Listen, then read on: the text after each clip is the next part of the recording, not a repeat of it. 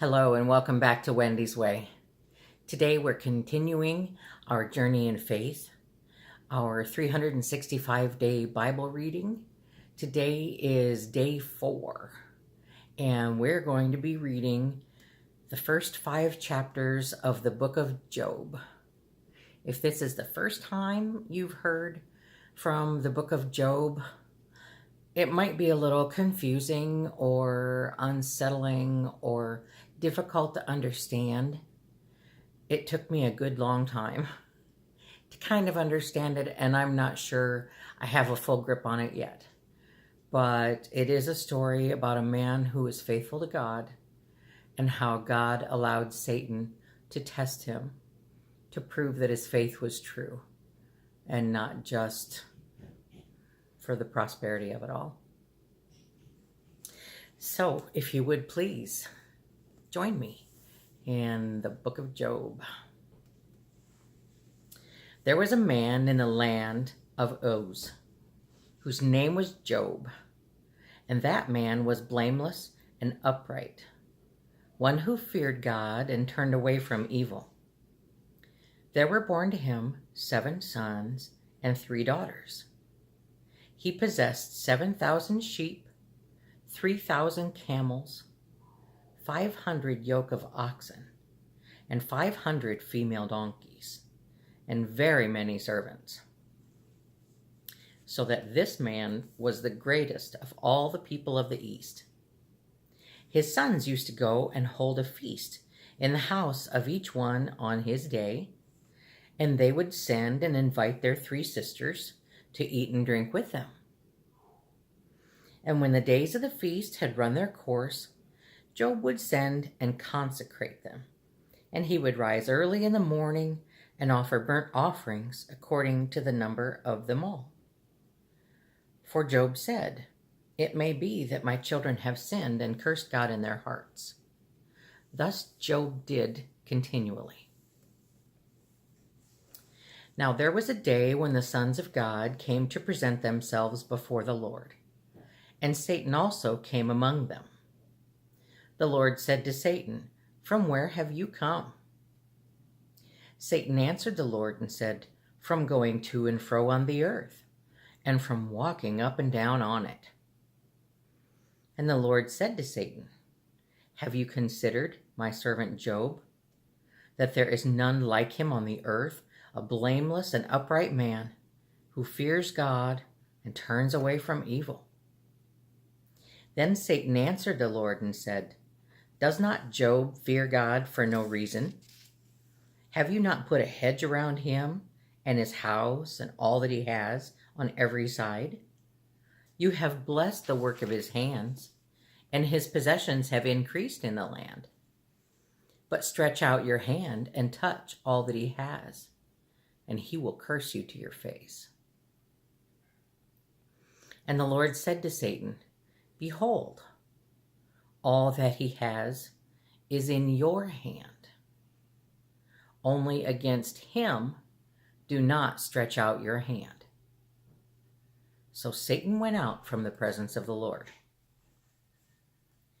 Now there was a day when his sons and daughters were eating and drinking wine in their oldest brother's house.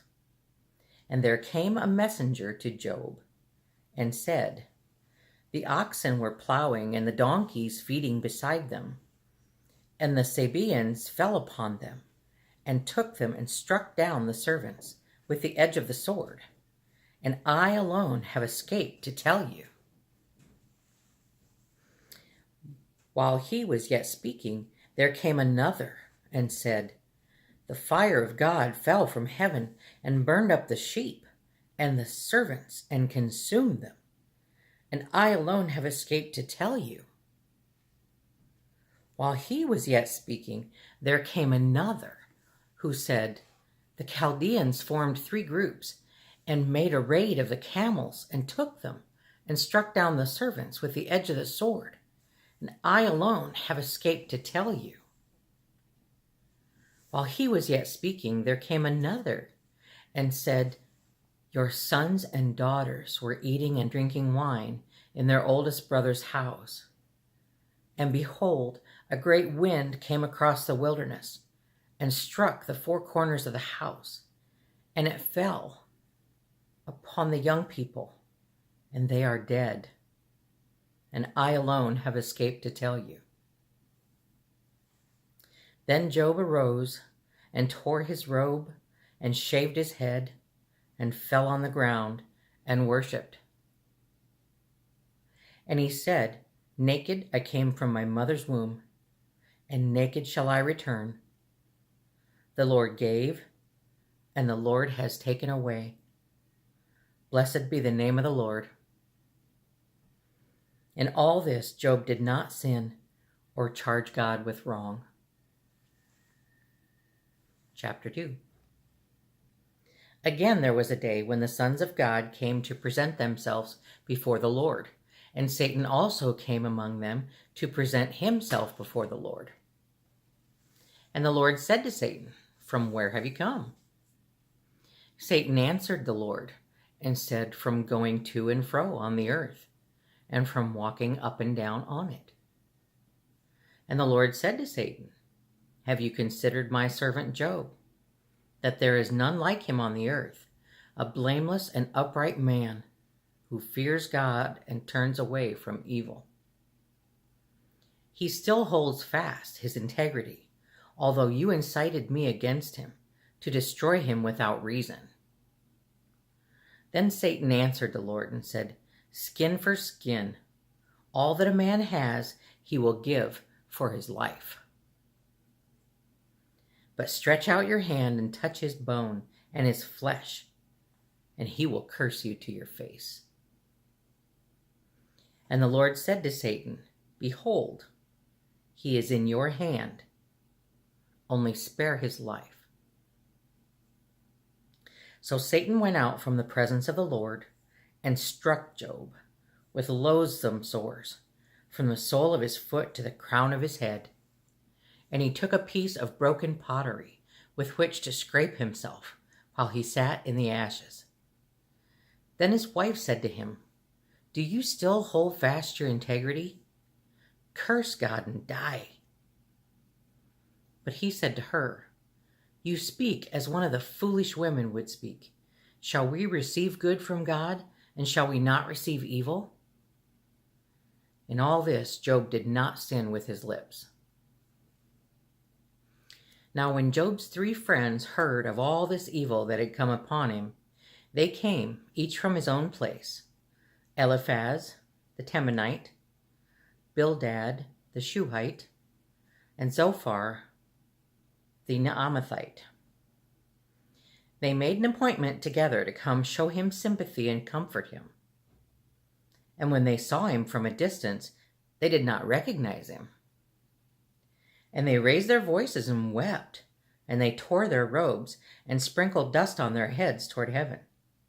And they sat with him on the ground 7 days and 7 nights, and no one spoke a word to him, for they saw that his suffering was very great. Chapter 3. After this, Job opened his mouth and cursed the day of his birth.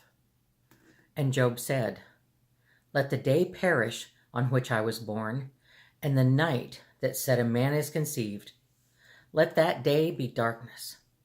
May God above not seek it, nor light shine upon it. Let gloom and deep darkness claim it. Let clouds dwell upon it. Let the blackness of the day terrify it. That night let thick darkness seize it. Let it not rejoice among the days of the year. Let it not come into the number of the months. Behold, let that night be barren. Let no joyful cry enter it.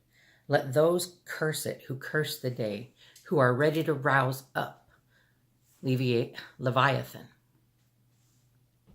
Let the stars of its dawn be dark. Let it hope for light, but have none, nor see the eyelids of the morning. Because it did not shut the doors of my mother's womb, nor hide trouble from my eyes. Why did I not die at birth, come out from the womb and expire? Why did the knees receive me, or why the breasts that I should nurse?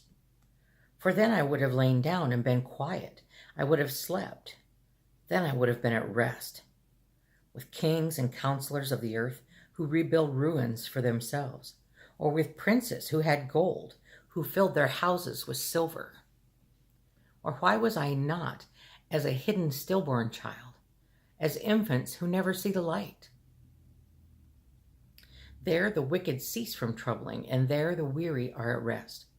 There the prisoners are at ease together. They hear not the voice of the taskmaster. The small and the great are there, and the slave is free from his master.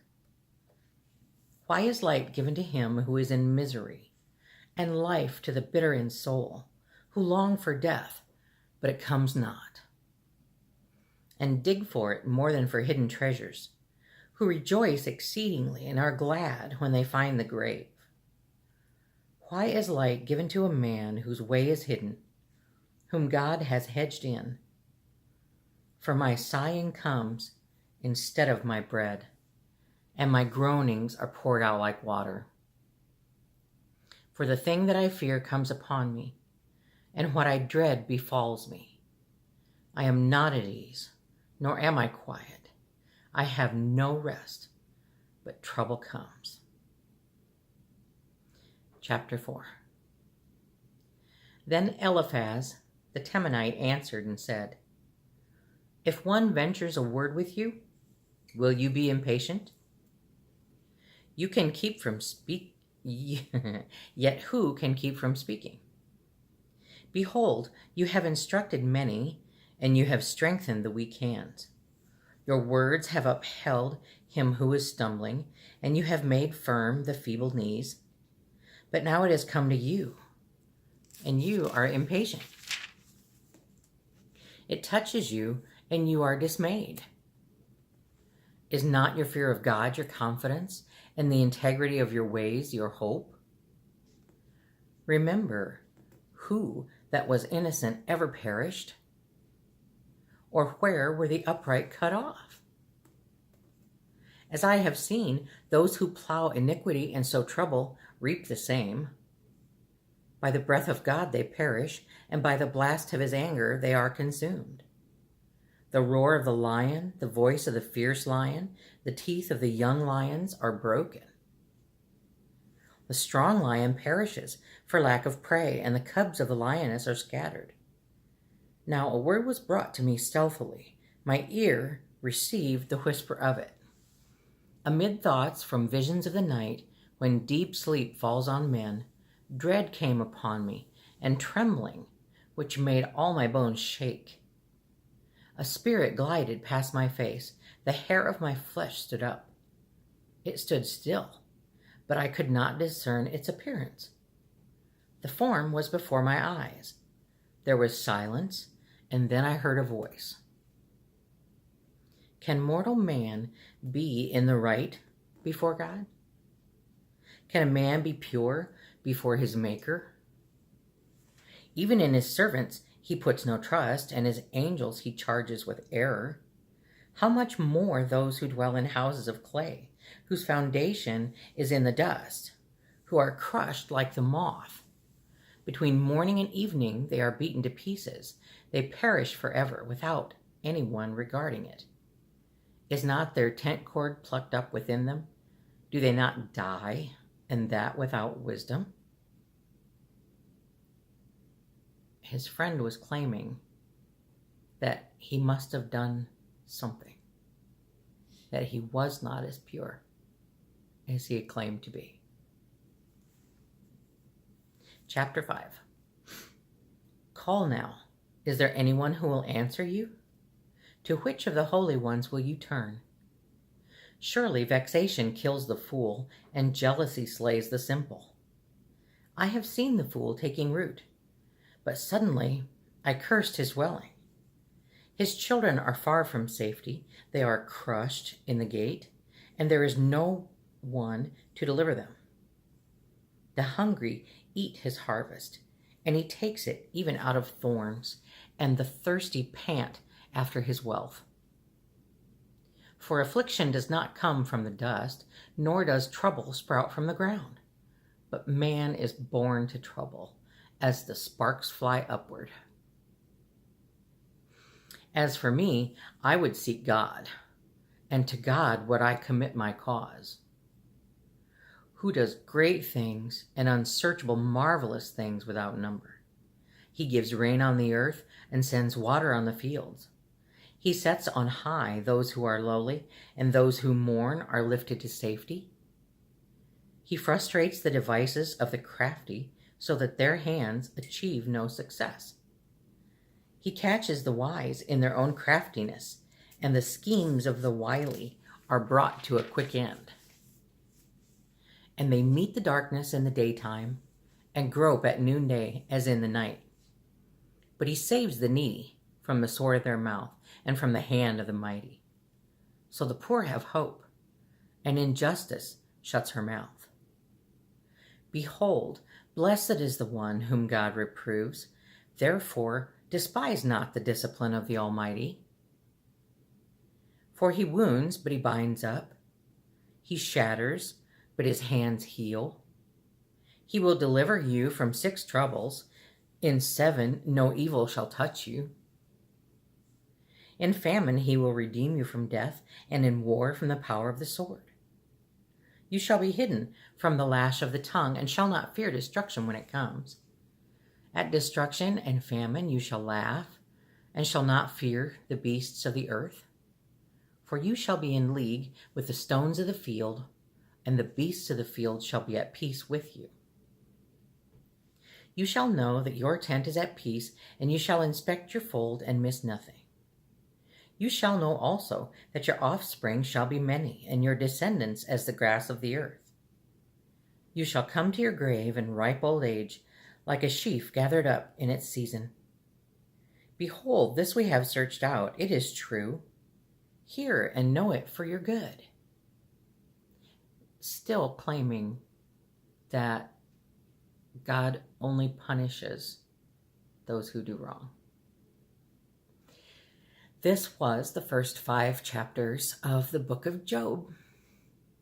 I hope that you will join me tomorrow, and we will continue on, and we'll hear from Job again and from his other friends about his sticky situation. I thank you so much for joining me and listening to the Word of God. May our Father, who blesses me heartily every day, bless you as well, now and always. Amen.